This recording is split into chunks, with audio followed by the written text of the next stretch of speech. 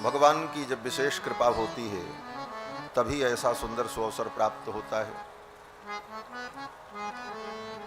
भगवान की करुणा जब समुच्छलित होती है तो जीव को सत्संग का सौभाग्य प्राप्त होता है। ज्ञान वैराग्य भक्ति की चर्चा सुनने का सुअवसर मिलता है। ये श्रीमद् भागवत महापुराण जिसका जन्मांतर में पुण्य होगा उसी को सुनने को प्राप्त होगी।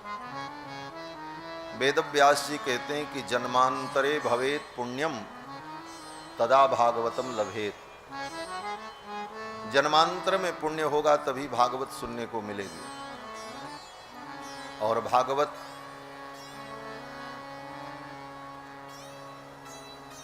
वो ज्ञान है जिस ज्ञान के द्वारा मोह की अज्ञान की निवृत्ति हो और भगवान के स्वरूप का, भगवान की महिमा का परिज्ञान हो। गंगा के तट पर प्रायोपवेशन करके विराजमान महाराज परीक्षित को परमहंस श्री सुखदेव जी महाराज ये आख्यान सुनाते हैं। नैमिषारण्य की पावन धरती पर 88,000 शौनकादि मुनियों के प्रश्न का उत्तर देते हुए श्री सूत जी महाराज ये पवित्र प्रसंग श्रवण करा रहे हैं। भगवान की कथा में, भगवान के नाम में, तीर्थ में, संतों में, भगवान के भक्तों में जीव की निष्ठा तब दृढ़ होती है जब उसका पुण्य प्रकट होता है। स्वल्प पुण्यवताम राजन विश्वासो नैव जायते। पुण्य की कमी होती है तो भगवान में, भगवान के नाम में, भगवान के धाम में, भगवान की कथा में, भगवत भक्ति में उसे विश्वास नहीं होता। स्वल्प पुण्यवताम राजन विश्वासो नैव जायते। रिक्शे वाले पर विश्वास हो जाएगा, तांगे वाले पर विश्वास हो जाएगा, पुलिस डॉक्टर पर विश्वास हो जाएगा, कोर्ट कचहरी वकील पर विश्वास हो जाएगा, लेकिन भगवान पर और शास्त्र पर विश्वास नहीं होगा। कारण बोले पुण्य का अभाव। स्वल्प पुण्यवताम राजन विश्वासो नैव जायते। इसलिए जीवन में सदा पुण्य का संचय करते रहना चाहिए। जितना बन पड़े, चलते फिरते उठते बैठते पुण्य का संचय करते रहो।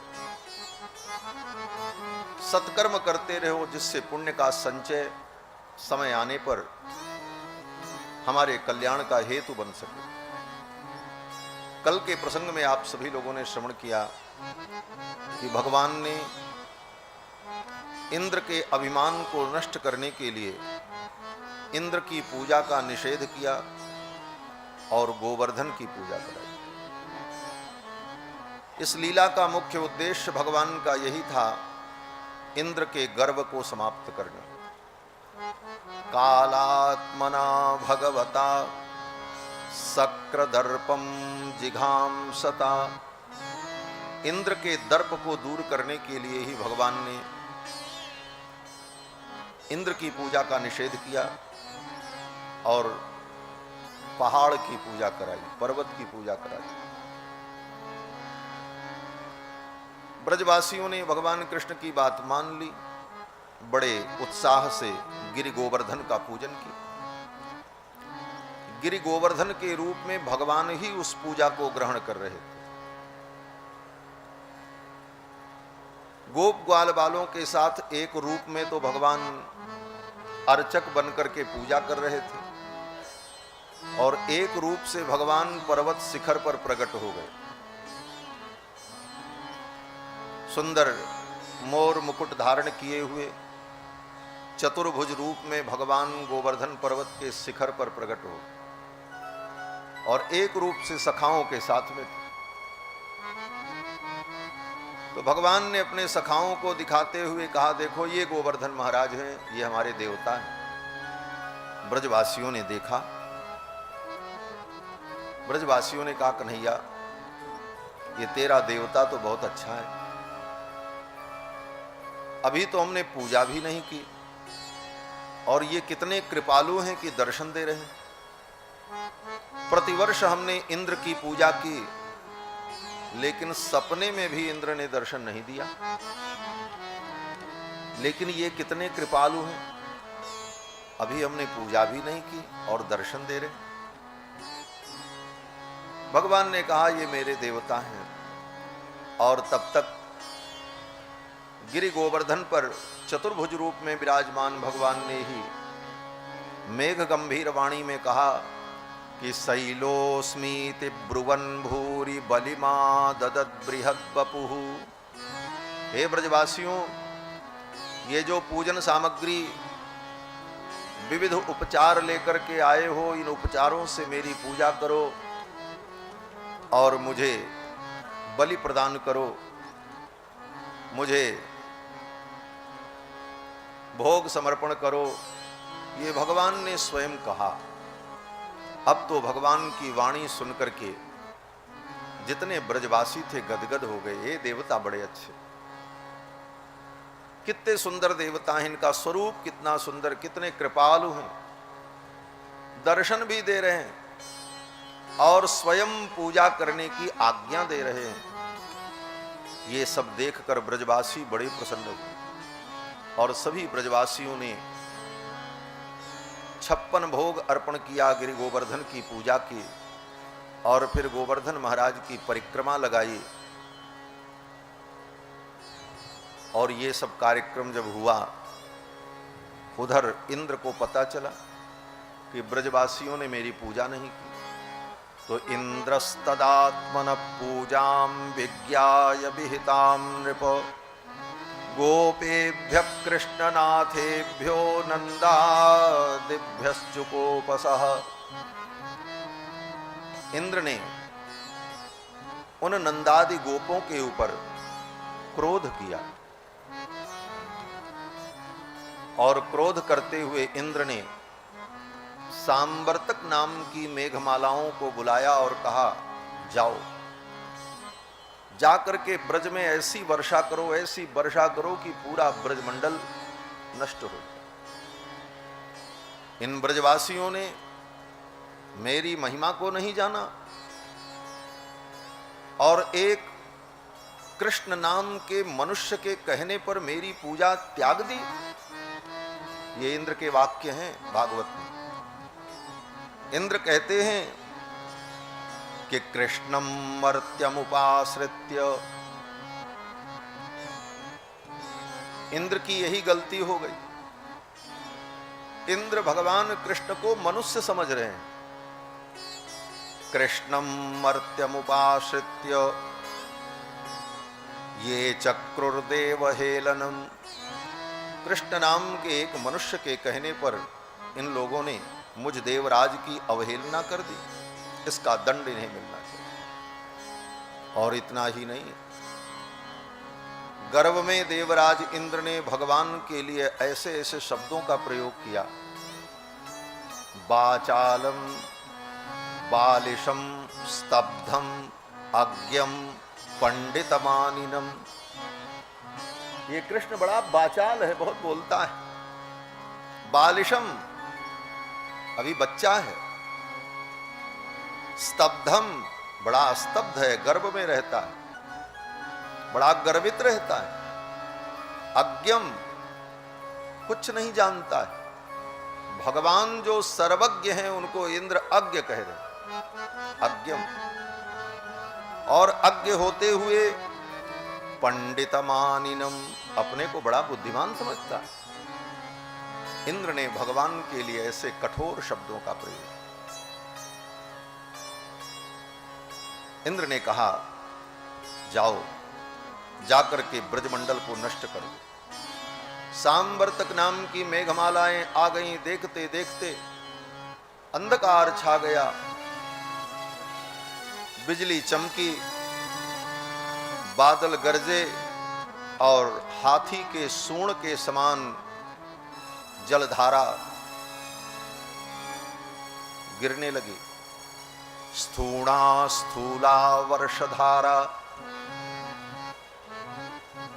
हाथी के सूंड के समान मोटी जलधारा गिरने लगी। अब तो उस जल प्रवाह से बड़े बड़े वृक्ष टूट टूट करके बहने लगे, बड़े बड़े प्रस्तर खंड भी उस पानी के प्रवाह में बहने लगे। गोप ग्वाल बाल जितने थे सब पानी में भीज गए, हवा चल रही थी, सब कांपने लगे थर थर थर थर। गाय बछड़े सब व्याकुल होकर के इधर उधर भाग रहे हैं, कहीं कोई आश्रय नहीं, बचने का उपाय नहीं। फिर तो सब ब्रजवासियों ने भगवान की शरणागति, वेपमाना भगवतः पादमूलम उपाययुः। वेपमाना, कांपते हुए, भगवतः पादमूलम उपाययुः, भगवान के श्री चरणों को ही उपाय समझकर भगवान के चरणों में जाकर के प्रणाम किया। यही शरणागति है।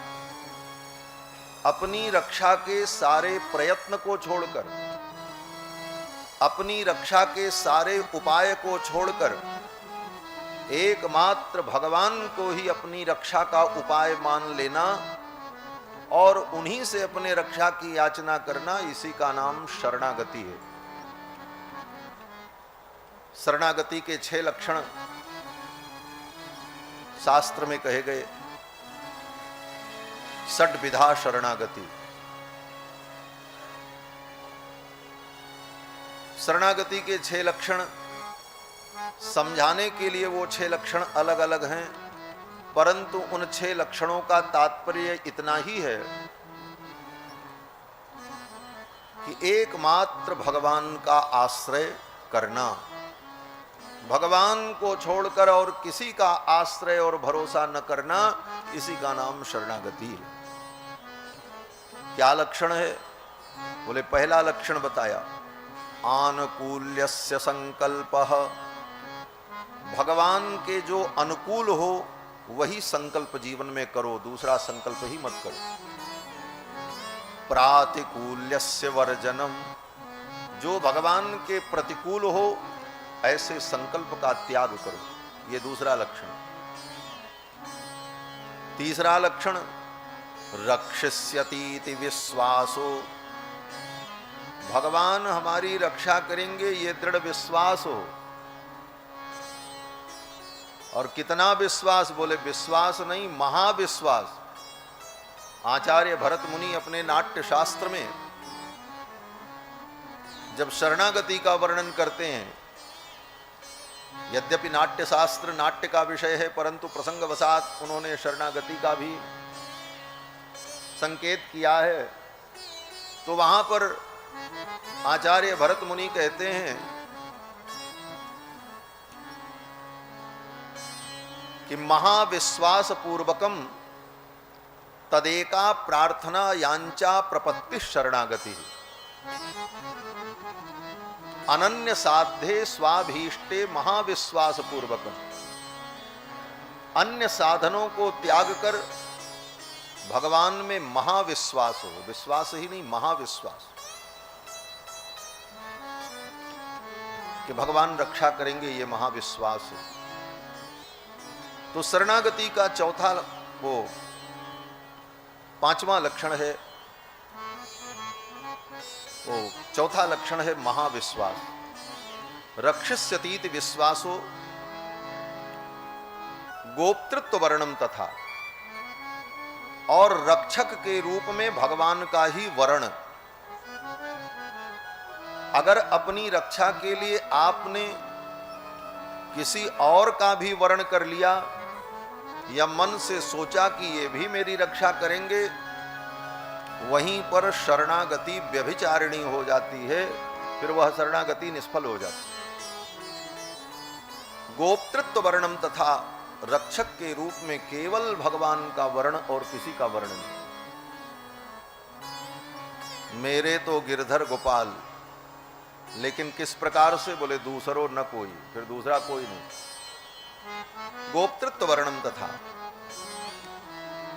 और 5वां लक्षण आत्मनिक्षेप, अपने आप को भगवान के भरोसे छोड़ देना, आत्मनिक्षेप। और छठा लक्षण कार्पण्य, कार्पण्य दीनता। इतना सब करने के बाद भी अपने अंदर दीनता बनी रहे, हमारे अंदर दैन्य भाव बना रहे, इसी को कार्पण्य कहते हैं। यही शरणागति के 6 लक्षण हैं। आनुकूल्यस्य संकल्पः, प्रातिकूल्यस्य वर्जनम, रक्षस्यतीति विश्वासो, गोप्तृत्व वर्णम तथा आत्मनिक्षेप कार्पण्ये षड्विधा शरणागति। उन ब्रजवासियों ने भगवान कृष्ण के ही अनुकूल संकल्प किया। आनुकूल्यस्य संकल्प क्या बोले? कृष्ण ने कहा गोवर्धन की पूजा करो, तो बोले ठीक है। बरसों से चली आ रही इंद्र की पूजा छोड़ दिया, कृष्ण के अनुकूल संकल्प किया, आनुकूल्यस्य संकल्प। प्रातिकूल्यस्य वर्जनम, कृष्ण ने जो प्रतिकूल समझा उन ब्रजवासियों ने उसका वर्जन कर दिया, त्याग किया।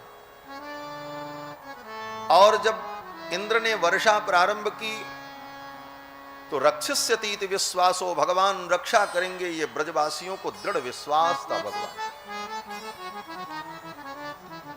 और उस समय अपनी रक्षा के लिए ब्रजवासी किसी देवी देवता के पास नहीं गए। इंद्र से भी प्रार्थना नहीं की है इंद्र मुझे क्षमा कर दो, मैंने आपकी पूजा नहीं की, आपका अनादर कर दिया, आप रुष्ट हो गए, हम फिर आपको प्रणाम करते हैं, फिर हम आपकी पूजा करेंगे, एक बार क्षमा कर दो ना। ब्रजवासियों ने ऐसा नहीं कहा।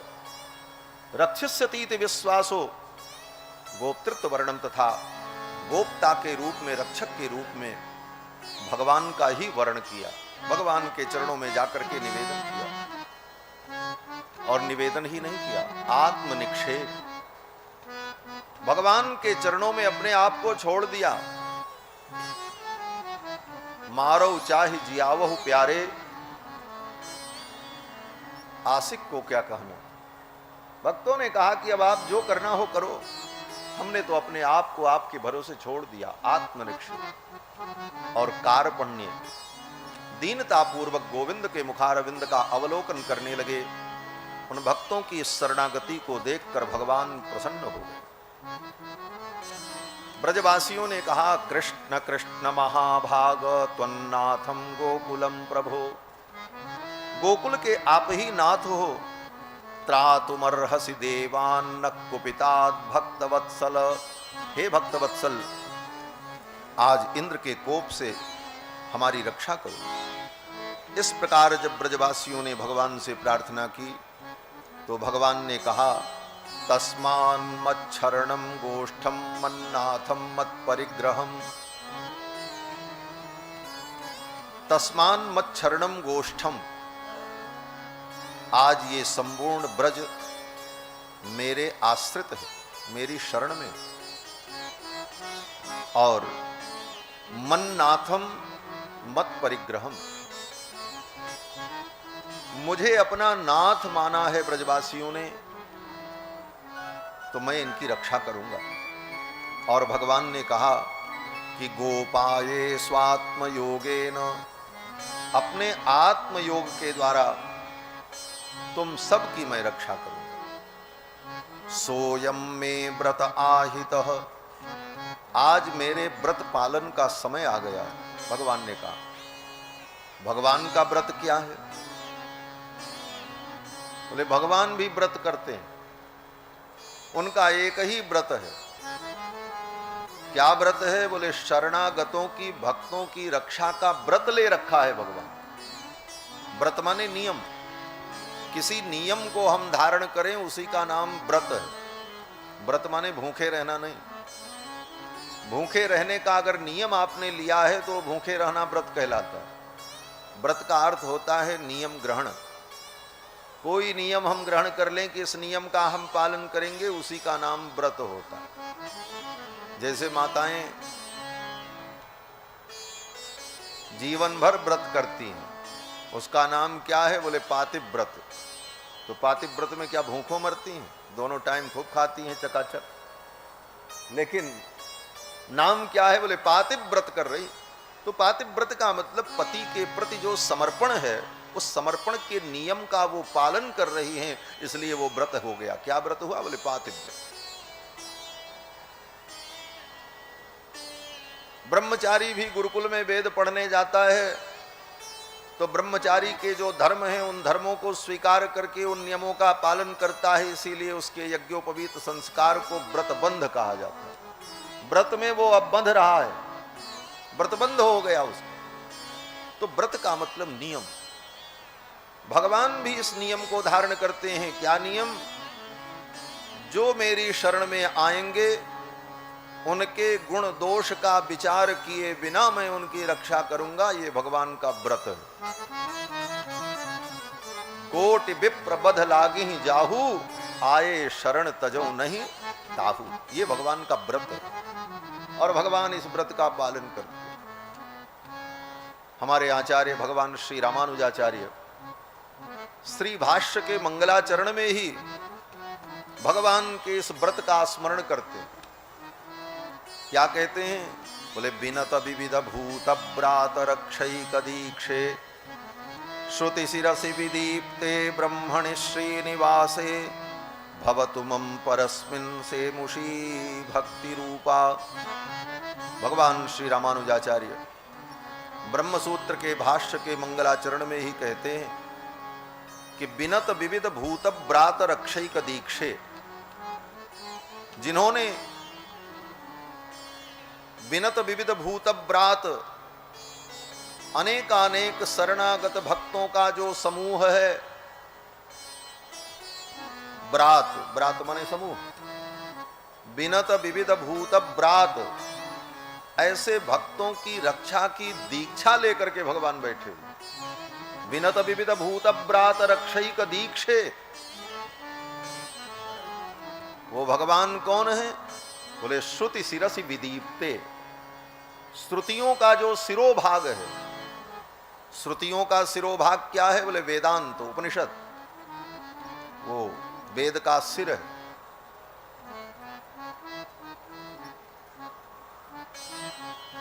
कुछ लोगों ने वेद के सिर को प्रमाण माना, लेकिन कर्मकांड भाग की अवहेलना कर दी, और कुछ लोगों ने केवल कर्मकांड भाग को स्वीकार किया, उपनिषदों के ज्ञान भाग को तिरस्कृत किया। ऐसे मीमांसकों के विषय में आचार्यों ने कहा एक तो कबंध है और एक राहु है। क्यों? बोले राहु को केवल सिर था और कबंध को केवल धड़ था। तो एक कबंध मीमांसक और एक राहु मीमांसक। लेकिन सिर और धड़ पूरा हो तब संपूर्ण वेद, वेद का सिरोभाग उपनिषद भी प्रमाण हो और कर्म भाग भी प्रमाण हो, दोनों का समन्वय हो, यही संपूर्ण मीमांसा है और यही संपूर्ण वेदार्थ है। ये लड़ाई वर्षों से चली आ रही थी। भगवान श्री रामानुजाचार्य ने समन्वय स्थापित किया। भगवान श्री रामानुजाचार्य ने कहा कि कर्माधिगमादनंतरम ब्रह्म विविदिशेत, पहले कर्म का अधिगम किया जाना चाहिए।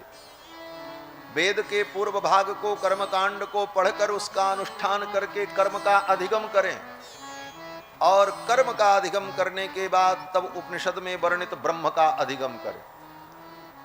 कर्माधिगमादनंतरम ब्रह्म विविदिशेति बक्षत्य कर्म ब्रह्म मीमांसयोः ऐक शास्त्रम। कर्म मीमांसा और ब्रह्म मीमांसा दोनों मिलकर के एक शास्त्र है, वेद। तो वेदों का जो सिरोभाग है उसी का नाम उपनिषद है। तो श्रुति शिरसि विदीप्ते, वेदों के सिरोभाग में जो विदीप्त है, प्रकाशित हो रहा है परमात्मा, वो कौन है? बोले ब्रह्मणि श्रीनिवासे, वही ब्रह्म परमात्मा भगवान श्रीनिवास है। भवतु मम परस्मिन् सेमुषी भक्ति रूपा, उन परमात्मा में हमारी बुद्धि सेमुषी, सेमुषी माने बुद्धि, उन परमात्मा में हमारी बुद्धि भक्ति रूपा हो जाए, भक्ति रूपिणी हो जाए, ये प्रार्थना। तो भगवान अपने शरणागत भक्तों के व्रत की दीक्षा लेकर के विराजमान हो। भगवान ने कहा आओ हम सब तुम भक्तों की मैं रक्षा करूंगा। ये कहते हुए भगवान ने कहा इस पर्वत को ही मैं छत्र के समान उठा रहा हूं, इसी पर्वत के नीचे आ जाओ। ये कहते हुए भगवान ने इत्युक्त्वैकेन हस्तेन, इत्युक्त्वा ऐसा कहकर, एकेन हस्तेन 7 कोस लंबे चौड़े गोवर्धन पर्वत को उठाने के लिए भगवान को दोनों हाथ नहीं लगाना पड़ा। ऐसा भी नहीं हुआ कि एक हाथ से धक्का दिए हो तब नीचे हाथ लगाने की जगह बनी हो तब पर्वत उठाया हो भगवान ने।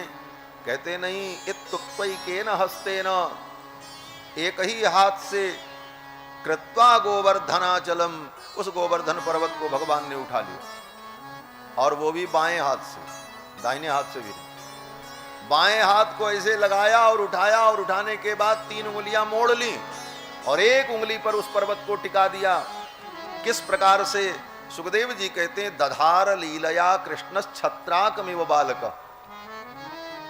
जैसे बच्चा छत्राक को उठा लेता है उसी प्रकार गोविंद कृष्ण ने गोवर्धन पर्वत को अपनी कनिष्ठ का उंगली पर उठा लिया।